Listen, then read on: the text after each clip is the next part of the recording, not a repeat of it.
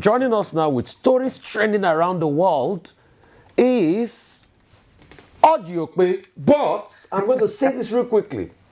Since our people in Umukwata are not giving her the title of they calling Chief of Umukwata all this while, I hereby bestow on you again the title you've done it before. of the Empress. Oh, Empress of Umukwata. I hope you people are listening. Oh. Good morning, Empress Oji. Good morning, Queen Ayo. How are you this morning? Empress. I would not let you rest. Empress How of are you this Umukwata. morning?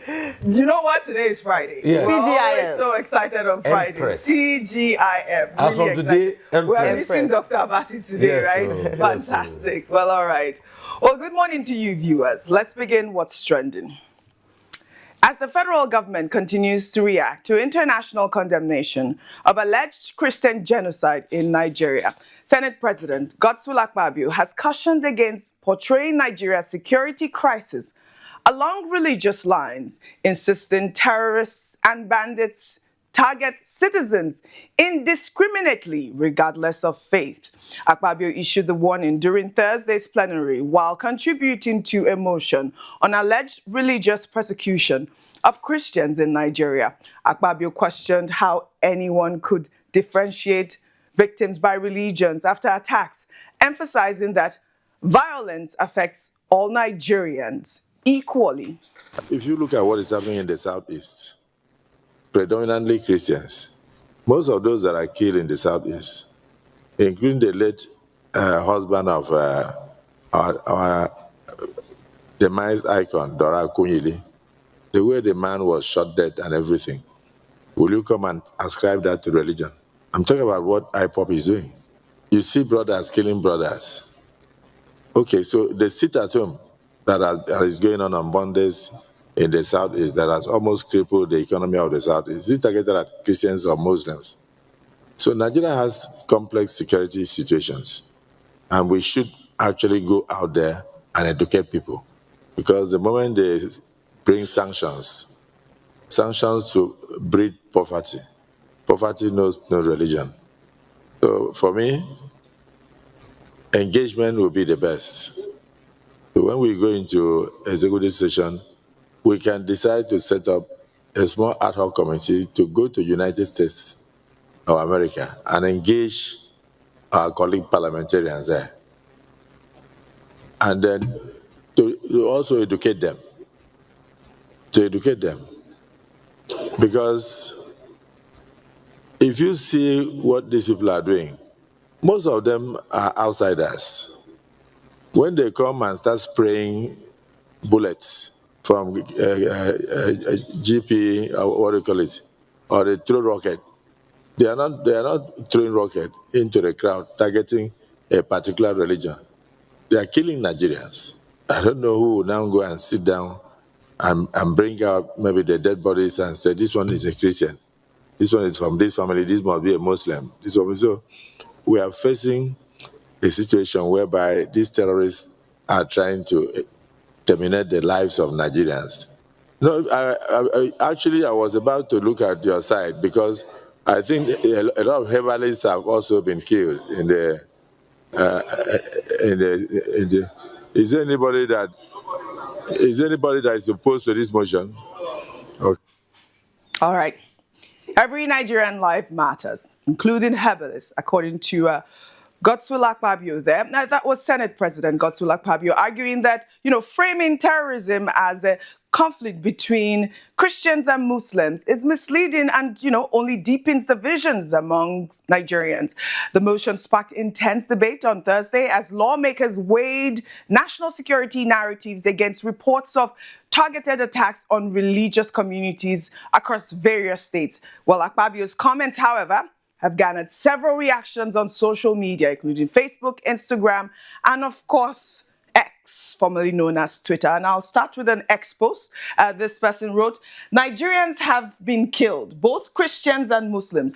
This is a fact. However, it is unnecessary to constitute a delegation that would travel to the US to tell the full story.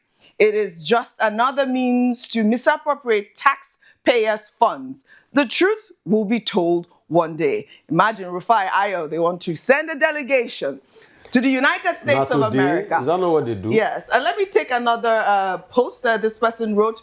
Don't forget that this same Senate screened and cleared someone who forged his certificate to be minister. Let's hope that their U.S. counterparts will not tell them, what for? What are you doing here? That's the question. Gradually, Nigeria will have external intervention since the internal ones have failed to yield results. And one of the comments Godswill Akpabio made about, IPOB and the Southeast killing Nigerians, which, also is a fact. And I'll take a reaction from Facebook. This person posted on Facebook saying, your opinion is acknowledged, but we have to set a boundary line between secessionists and jihadists. Once you know the root cause of this insecurity, you will realize the Christians suffering the crisis. Because, he also talked about the fact that, these terrorists, when they go out to bomb a community, do we go out to pick out the, find out whether they are Christians or Muslim being bombed. But you also know that the Christian Association of Nigeria has also debunked the federal government's claim about whether or not, Christians are being killed and all of that. I'd like your thoughts. Let me start with you, Ayo, since I started with you, Rufa, about Godswill Akpabio even trying to send a delegation to the United States to, sit with them and let them know what really is going on. Because it also touched on how sanctions would affect Nigeria eventually if this happens. I think that's the most, what Nigerians are worried about the most. Correct. Because of the consequence of being listed as a country of particular concern. And this is the highest condemnation by the United States on countries that are seen to not tolerate or promote religious freedom. Nigeria was listed or designated in 2020, and we're removed from that list in 2021. And, like you mentioned, it can bring economic sanctions and some aids being pulled away from the country as a way to serve as a measure to deter this. But let me talk about Senate President Akpabio, the uncommon senator, asking that he might put together a team of senators to go to America. For what exactly? Let the facts speak for themselves. Instead of spending Nigeria's hard-earned money and our resources to take our senators abroad, can we fix some of the challenges that he himself highlighted in trying to justify that it's not a religious targeted attack? He talked about issues around people being killed, citing the example of Professor Doyo Akinyele's husband, very unfortunate one there. He talked about what happens in the Middle East and people being bombed. He talked about IPOB sit at home. These are real issues of concern, of security, whether or not they are religiously motivated. Can we sit down in our country and fix those issues rather than becoming a laughing stock in the world? And so a better solution would be for the Senate to come together and prefer or take a deep action, a specific action against violence and acts of terrorism in Nigeria against any Nigerian citizen. I think it's quite a shame as well, Oji, that it took the American Congress speaking about this, or people, whether it be the report that was done, to highlight how bad the security situation in Nigeria before we all begin to talk about trying to save the image of Nigeria and trying to talk about these issues when we already know that we have a problem in security in the nation. Please don't spend taxpayers' money going abroad. Let us fix the issues here and the facts will speak for themselves. Well said, Ayo. Rufai, before I come to you, I'll take this so eventually you tie both together. Well, in Abuja, President Bola Ahmed Tinubu posthumously granted pardons to two historical figures, the father of Nigerian nationalism, Herbert Macaulay, and former FCT minister, Major General Mamman Vatsa, as part of a list of 175 people endorsed by the National Council of State on Thursday. Herbert Macaulay, despite his iconic status, was twice convicted by colonial authorities in 1913 and in 1928, while General Mamman Vatsa was sentenced to death in 1986 by a secret military tribunal for an alleged coup plot against his friend, then President Ibrahim Babangida.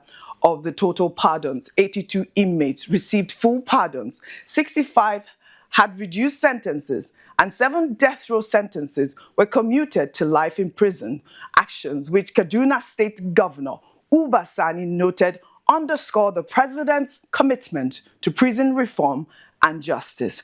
Rufai, over to you. And we are seeing that the president is really committed even to just all of these pardons and the awards that he has given only recently. He gave the Ogoni 9 as well as, Ken Saro-Wiwa as well as also the Kaduna General. We are seeing that the president is committed also to prison reforms like Uba Sani has said. And I'll come and sit with you so we can all discuss. Okay.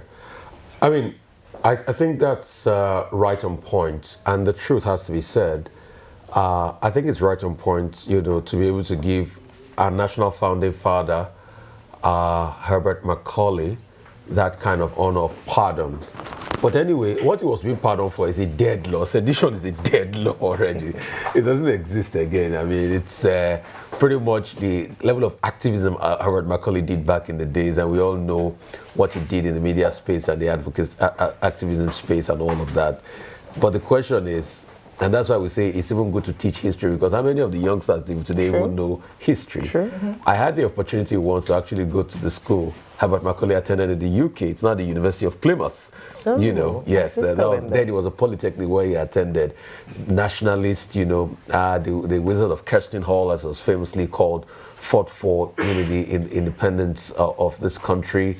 Was one of the first rebellious forces against the British. When the British had problems with Eshuwa Yeleko, the King of Lagos then, as regards water taxes and things like that, and he stood firm. And films have been made about Herbert Macaulay, but we don't tell the story enough. And Mamman Vatsa, we all know the tale, poet par excellence. I think Mamman Vatsa used to be a member of INEC, and the allegations of coup plot in Ibrahim Babangida's regime. But Babangida did write a lot about Mamman Vatsa and what transpired around that period in his book. And the Ogoni, I mean, Ken Saro-Wiwa, you cannot forget that, and some other people involved in that. I mean, and I think, in all fairness to Tinubu, President Tinubu, he's tried to rewrite history and right some wrongs, especially around the Ogoni land and Ogoni area. You see, Oji, the other day, you see, when I talk sometimes, when people say, Rufai, you are not this, you are that, I'm sorry to say this. In the end, I always win the arguments. You had somebody here on Sunday that was telling you that Nigeria is an independent, sovereign nation, that we should not go talk to America and everything. Yeah. And I was making the point that America, that last year, 2024, you collected $784 million in aid, close to $1 billion in aid for. So you are saying that they can talk however they want. No.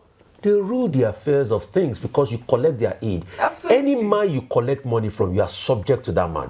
As long as you are collecting aid from the EU, forget it. Most of the, training for the electoral body, electoral NGOs, it's not the EU that is funding it. EU. So these people will still have one, and that's why now our politicians have woken up to reality to say we should go and beg. You see, as regards that, let me now make the point. There's a movement of right-wing Christian nationalism going on in America, where they skew a lot of narratives around Christian nationalism and they look for pressure points to be able to push it. In fact, Open Door, the same agency that released the report that the likes of Bill Maher and Ted Cruz are now quoting, has been known to be in the vanguard of this. But it doesn't make it necessarily true. So what you do in this regard, and I will be shell-shocked that if Nigeria that collects a lot of aid does not have some level of lobbying that goes on in America, you don't need to send a contingent there. It's lobbyists that will do the work. I mean, but they can have a virtual meeting. They can have a virtual meeting. But all of that will be arranged by lobbying. Yes. So anything you are going to do there, you just don't go and enjoy extra code and free hotel money. So it's lobbying that will now take over. But secondly, isn't it the shame on our country and our leadership that the Senate president is saying everybody suffers attack? Yes, we know. But you are the Senate president. You've not moved a motion that the president must solve the problem of insecurity once and for all. Isn't it a shame that even when it happens, it takes time before they even react? We had to be the one here to be shouting before President Tinubu went to Benue. When it happened in Jos, they didn't go. In fact, I heard that the police IG that went to Jos, he didn't even reach where the thing happened. He just went to the capital of Plateau. You remember that the president actually challenged him there. Yes. That, what is the So problem? look at, isn't it a shame that all this while, Yes. something has confounded us for all this while, and insecurity has continued to grow and grow and grow in our country. At the end of the day, and we call ourselves the giant of Africa. We churn out millions of barrels per day. We have Nobel laureates. We have so much intellectual people, but we can't solve our own insecurity problems. We still depend largely on aid by the Americans, and we say nobody can challenge our sovereignty. You are sovereignty for mouth as long as you are collecting aid money from those people. I think the beginning of the solution So let's wake up to this insecurity terrorist act is when we see that our security forces are coming out with records of the people that they have killed. The people, the terrorists that name them. We want to see people that have been perpetrating this crime on a daily basis. Yes, kudos to the security forces, the military, DSS, but we need to see more of these people that have been perpetrating this crime on Nigerians. Well, still in Abuja. Angry retired police officers took to the National Assembly complex on Thursday to block all the entrances and exits to the premises in protest over what they described as years of neglect and injustice. According to the former members of the police force, the Nigerian government have refused to pay their pension and gratuities and have abandoned the families of officers who have passed away and served their country faithfully. Activist Omoyele Sowore accompanied the retired police officers, demanding that the contributory pension scheme be scrapped. Let's take a look. Police life matters. Police life matters. Police life matters. Police life matters. No to Yahoo pension scheme. No to Ponzi. No to Ponzi pension scheme. The CPS is actually contributory Ponzi scheme. That's what it means. It's not any contributing police, it's Ponzi scheme. It's Ponzi. Because the people who are managing it are getting paid more than the people they take it from. That is fraud, absolute fraud. You cannot take from people who have money, invest it, and get paid better salary than they get paid. It is not done anywhere in the world. That is why the CPS must be shut down.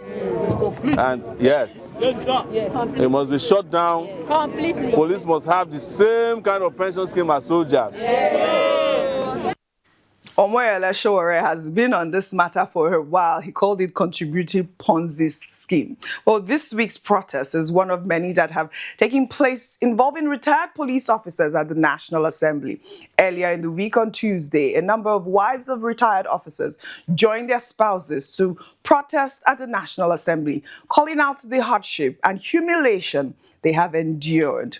Well, in a welcoming development, President Bola Ahmed Tinubu has just signed into law the Nigeria Police Training Institutions Establishment Bill, which translates to the creation of 48 training institutes for Nigeria's police force across the country. The goal is to institutionalize police education, promote professional development, and modernize the force to bring it up to speed with global best practices. The institutions will be spread across Nigeria's 6 geopolitical zones and categorized into 5 main groups, including police colleges, training technical and tactical schools, and other specialized institutions.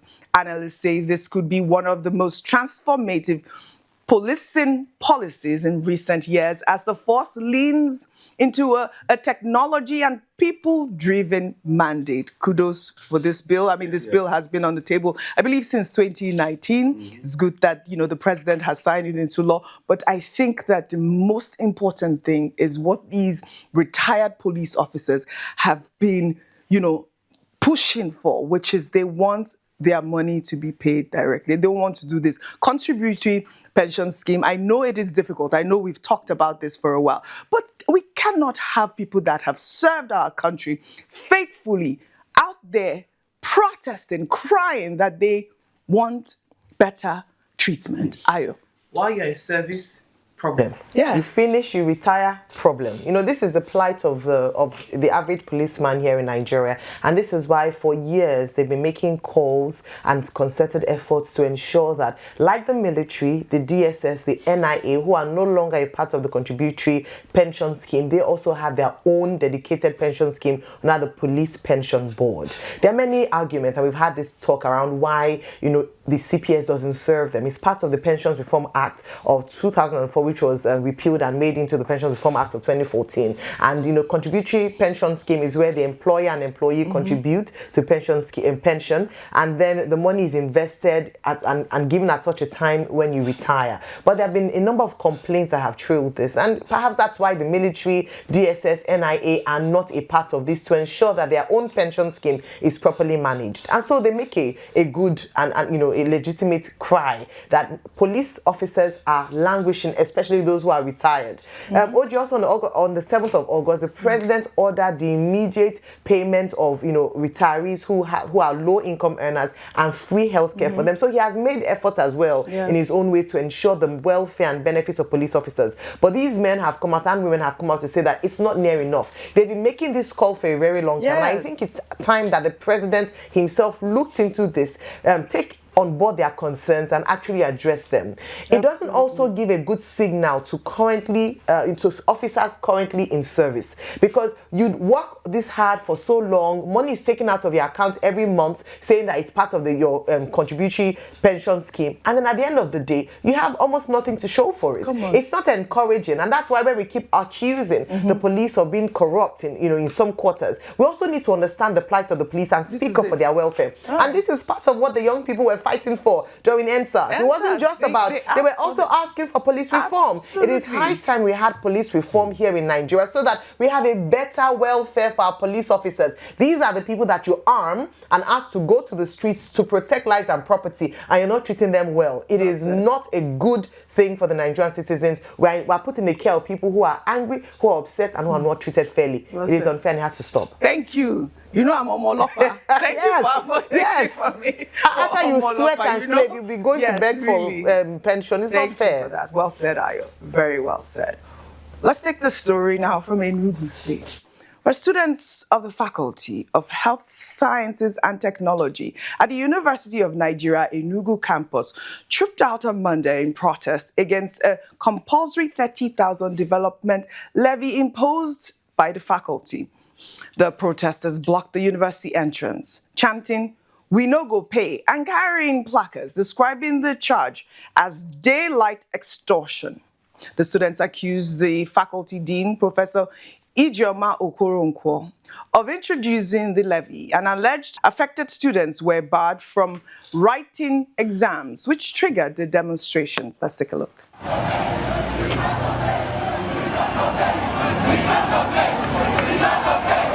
So every single one of us, we are currently marching to Dean's office, all of us, elite nurses, 027. You can see also, we came to write the exam this morning, and then they said that we will not write this exam because of 30K developmental fee. That's already in our school fees after we paid. So you can see also, all of us, we are here. We are marching to Dean's office now to tell him that we came to write the exam, and then they are preventing us from writing the exam. Now inside fire, them put us. Them they kill us.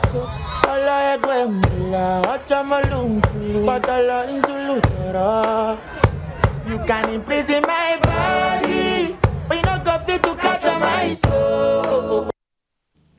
Well, this comes as the Student Union at the Federal University of Petroleum Resources, Ephraim Delta State, say their school is still closed right now after protests over an alleged tuition hike, and despite the union's request to open the school, there are no known plans to do so. Students have also demanded that the institution presents the fees for the upcoming year. I mean, Rufai, we're seeing our students here saying, you know, this tuition hike is coming at a very wrong time. I mean, your thoughts on both stories together? Oji, this tuition fee is coming at a time where you've devalued the lives of people.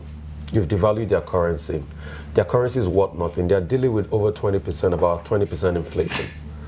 So 30,000 naira, that's close to half of the minimum wage. How are they going to be able to pay that? That conversation also segues around FUPRI.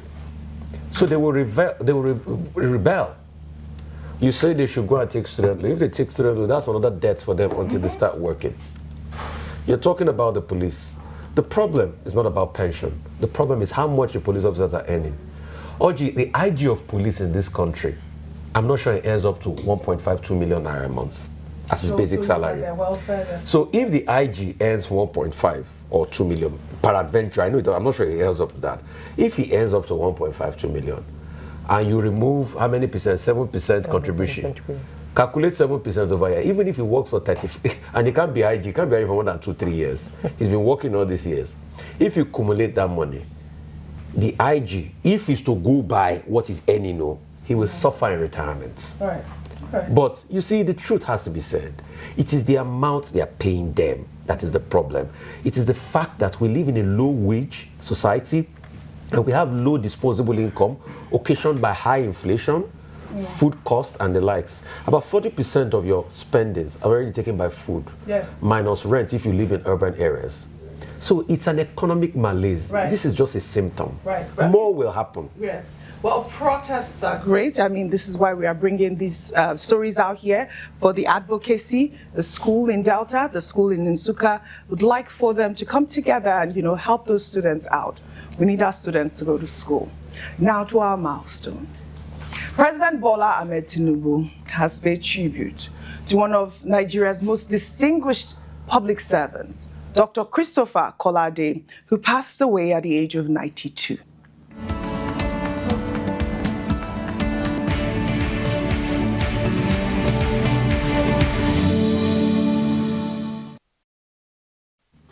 Dr. Christopher was born on December 28, 1932. In a statement from the State House, President Tinubu described Dr. Kolade as one of Nigeria's intellectual treasures, a man who was exceptionally brilliant, statesmanly, and possessed unimpeachable integrity.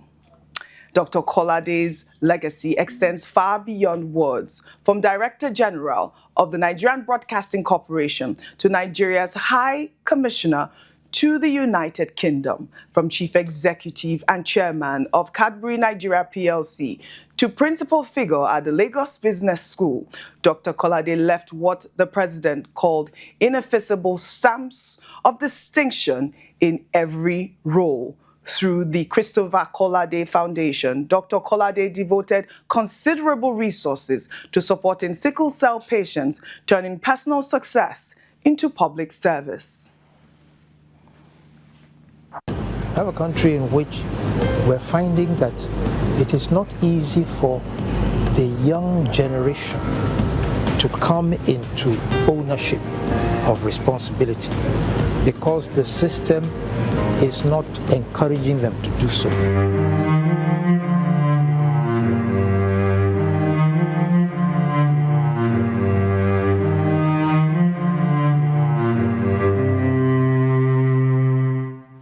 Well, tributes have poured in from across the nation.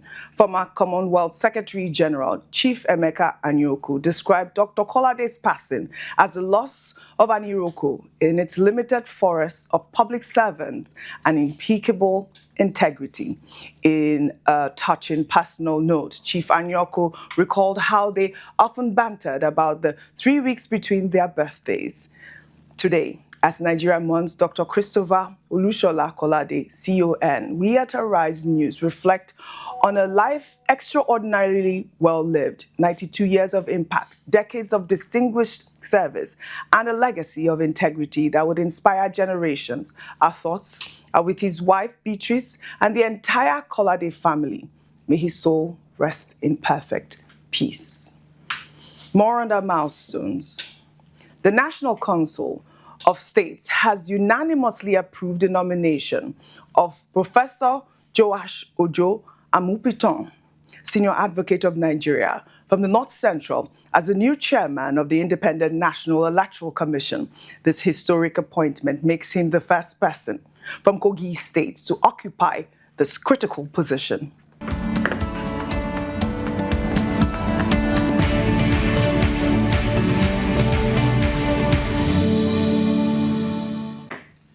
President Bola Ahmed Tinubu presented Amupitan as the nominee to fill the vacant position following Professor Mahmood Yakubu's exit, who served from 2015 until October 2025.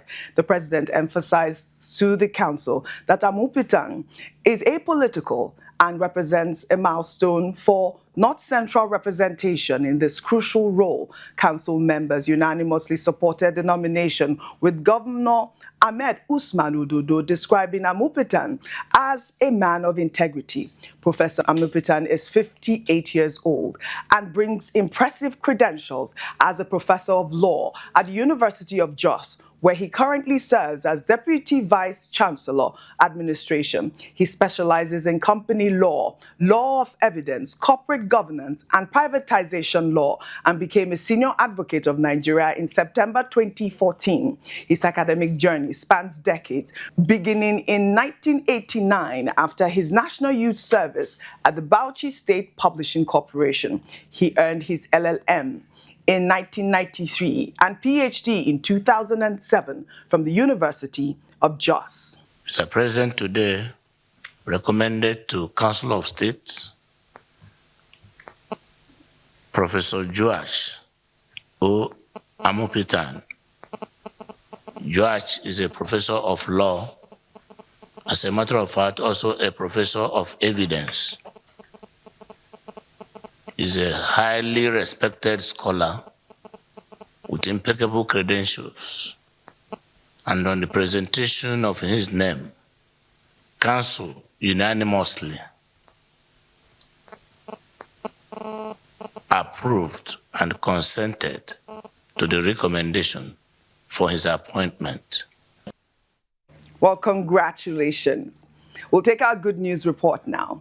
Lagos State Governor Babajide Sanwo-Olu on Wednesday inaugurated a 420 housing unit estate in Badagry. In a move to prioritize public servants, the governor disclosed that 20% of the homes will be set aside for members of the Medical Guild, the Nigerian Union of Teachers, Lagos State Chapter, and civil servants. Well, during the inauguration, the governor was seen in a video dancing while beating the traditional sato drum alongside traditional dancers. Let's take a look.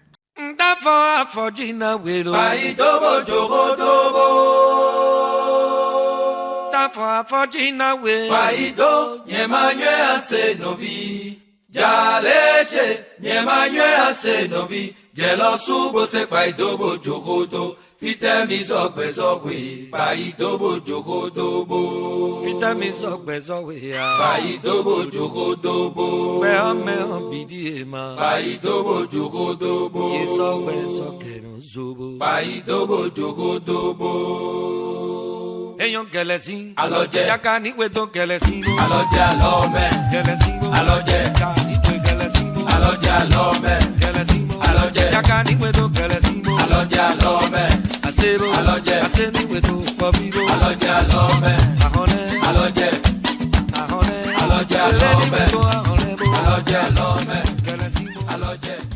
All right, we never have enough time for what's trending. I think this was such an amazing feat for Governor Babajide Sanwo-Olu, thinking about civil servants in that manner. Yeah. Congratulations to all of them. Eko ni baje, as always. I'd love to thank you all. I always like that. I'd love to thank you all for your great analysis, as always, on what's trending. You all have a great weekend. Congratulations, Governor Babajide Sanwo-Olu. Well, that's all I have for you guys on what's trending today. I'll see you all next week.